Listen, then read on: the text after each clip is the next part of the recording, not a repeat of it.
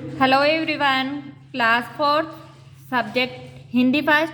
Open your book, page number 81, पाठ 13, चतुर Tom. Open कर लिया बेटा सबने? All students open your book.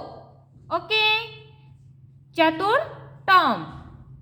अब चतुर टॉम क्या है? टॉम किसी एक लड़के का नाम है.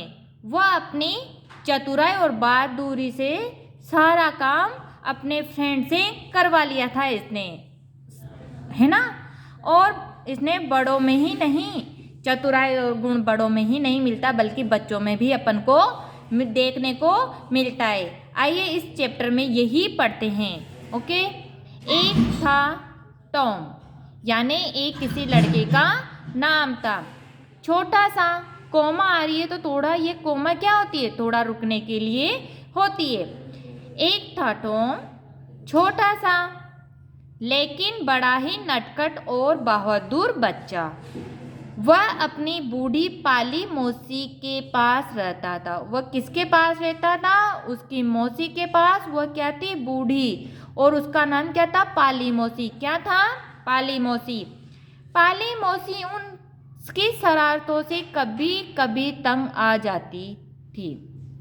कभी कभी के बीच में डैश दिखाई दे रहा है आपको, तो उसके क्या बोलते हैं? योजक चिन्ह. ओके, लेकिन टॉम की चतुराई देखकर उनके होठों पर भी मुस्कान आ जाती थी. वो इतना मस्ती करता था कि है ना, वो तंग हो जाती थी, परेशान हो जाती थी. कौन हो जाती थी? मौसी. और उसकी चतुराई, उसके गुण देखकर उसके होठों पर भी मुस्कान आ जाती थी. ओके, पर एक दिन पाली मौसी का धैर्य जवाब दे गया. टॉम की शैतानी देखकर उन्होंने उसे सजा सुना दी. इतनी मस्ती करी कि उन्होंने उसे सजा दी.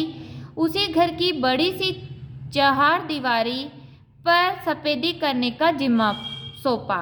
यानी दीवार पर पुताई करने का जिम्मा सौंपा. किसे सौंपा? बताओ. टॉम को. ओके, शनिवार का दिन था. हर तरफ गुनगुनी धूप की मुस्कान बिखरी हुई थी. टॉम हाथ की सफेदी की बाल्टी और ब्रश लिए हुए चार दीवारी की पुताई के लिए निकला हुआ था. उसने सोचा, आज का दिन इतना अच्छा है, क्या मैं बस सारे दिन पुताई करती हुई बिताऊंगा? आखिर कुछ न कुछ तो करना ही पड़ेगा. अब उसने अपना आइडिया लगाया कि क्या मैं आज कितना अच्छा दिन है और सारे दिन क्या मैं पुताई करूंगा? मैं कुछ न कुछ सोचता हूँ. नेक्स्ट पेज देखिए, पेज नंबर 82. 82 ओपन करिए. तभी घर का नौकर जिम हाथ में बाल्टी लिए हुए पानी भरने के लिए वहां से निकला. अब उनके घर पे क्या करता था? एक नौकर भी था. अब उसने बाल्टी को भरते हुए देख लिया और वो वहां से निकला. टॉम ने उसे प्यार से बुलाकर कहा. अब टॉम ने उसे क्या कहा? प्यार से बुलाया. सुनो जिम, अगर तुम मेरी जगह पुताई करने को तैयार हो जाओ तो लाओ, मैं पानी भर देता हूँ. अब उसने कहा कि तुम मेरी जगह पुताई कर दो और मैं पानी भर देता हूँ. ओके, वह टॉम के बहुत करने पर पुताई के काम में लगा. अब टॉम के बार बार करने के बाद वो पुताई करने में लगा. तभी सामने से पाली मौसी आती दिखाई दे गई. और फिर सामने से कौन आया? पाली मौसी आ गई. इसीलिए वह हाथ में खाली बाल्टी लेकर भागा. अब वो क्या करा? टॉम खाली बाल्टी लेकर भागा और टॉम फिर उदास भाव से पुताई में लग गया. और फिर क्या है? टॉम वापस उदास होकर किस में लग गया? पुताई करने में लग गया.